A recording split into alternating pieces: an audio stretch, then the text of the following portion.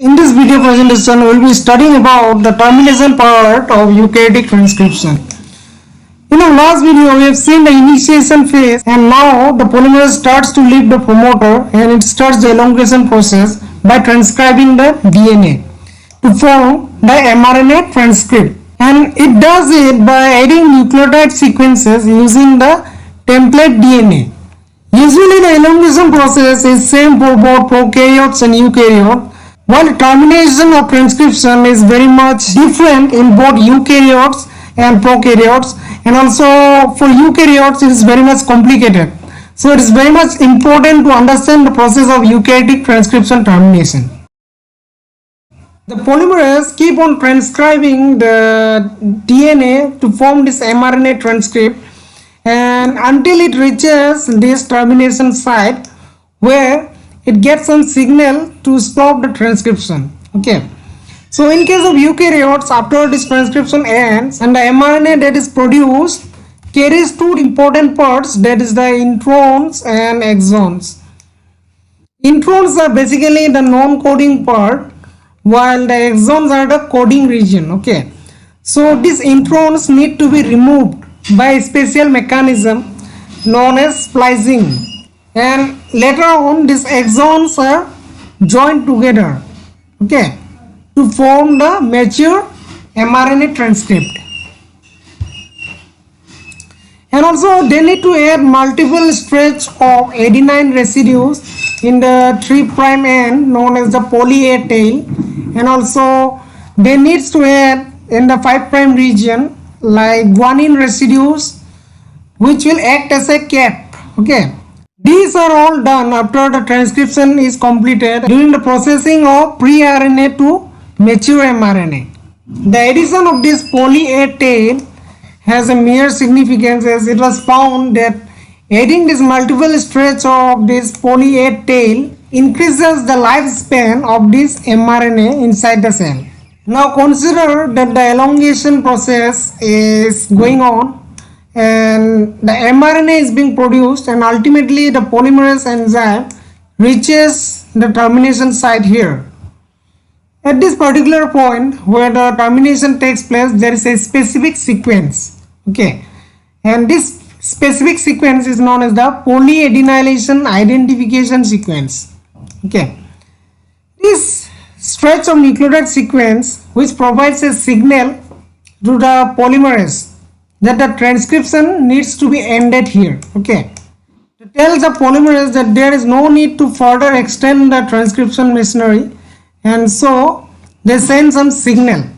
But the polymerase, even after it reaches this termination site, it starts to continue to move forward and keep on transcribing the mRNA. Okay, while in the C-terminal domain of this polymerase, there are two different proteins that are attached, okay, during the midway of this elongation process. That is, even when the polymerase didn't reach this termination site, these two different proteins, the CPSF and CSTF, comes and binds in the C-terminal domain of this polymerase enzyme. These two proteins are actually the cleavage and polyadenylation specificity factor and the cleavage stimulating factor. Whenever these two proteins find this specific sequence here, the polyadenylation sequence, these two proteins gets transferred from this C-terminal domain here and gets bind here in this mRNA where the sequence is present. Now there comes another protein known as the additional cleavage factor, which acts as a endonuclease. The endonuclease means it starts to cleave right after the position of the binding of CSTF. So it cleaves from this part and it separates this mRNA from this DNA. Okay. And while this endonuclease, that is the additional cleavage factor, binds, the CSTF gets removed from its position. Now the mRNA is free and the endonuclease, that is the additional cleavage factor, is removed. Now another protein is recruited. That protein is known as poly A polymerase. which can attach multiple adenine residues at the end of this mRNA. The significance of this poly A polymerase is that it doesn't need any template DNA to form this poly A tail. So it doesn't need any template here, okay. Usually any stretch of nucleotide sequence needs a template to form this nucleotide sequence, but it doesn't need any stretch of nucleotide sequence as a template DNA to form this poly A tail. And the adenine residue that is formed in this poly A tail is released from the ATP molecules that is present in the cell. That means it utilizes the ATP from the cell, and from that ATP the adenine residues are formed in the poly A tail. After this, there is an attachment of another protein known as the polymerase A binding protein. Okay, this PPB has an important significance because they can protect the mRNA transcript from forming any secondary structure, because usually there are stretch of poly U sequence before this poly A tail. Before this poly A tail there is some poly U sequence, and so they can form a loop like structure due to this, because A and U can pair together. A can pair with U, and so if it forms a loop like structure like this, like A will bind with U, so it will be very much unstable for this mRNA transcript. And so to cope up with this type of situation, this polymerase A binding protein comes and it prevents the formation of this loop like structure. After the addition of this poly A tail and also capping of 5' end with guanine residues, the transcript is formed, but it needs some slight modification, like the removal of introns from middle of this transcript and joining of these exons together, which is done through splicing, and that I will discuss in my later videos.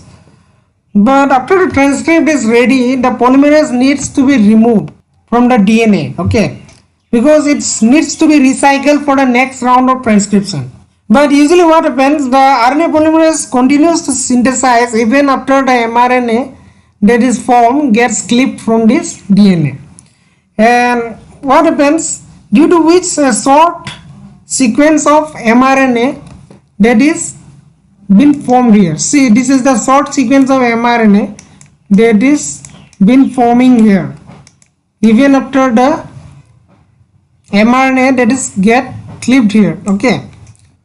So to dissociate this polymerase enzyme, they needs to get triggered, okay, they needs to get triggered so they can get dissociated from this DNA. So this RNA polymerase gets triggered for a conformational change, and due to which it loses the affinity towards the DNA and it gets dissociated, okay.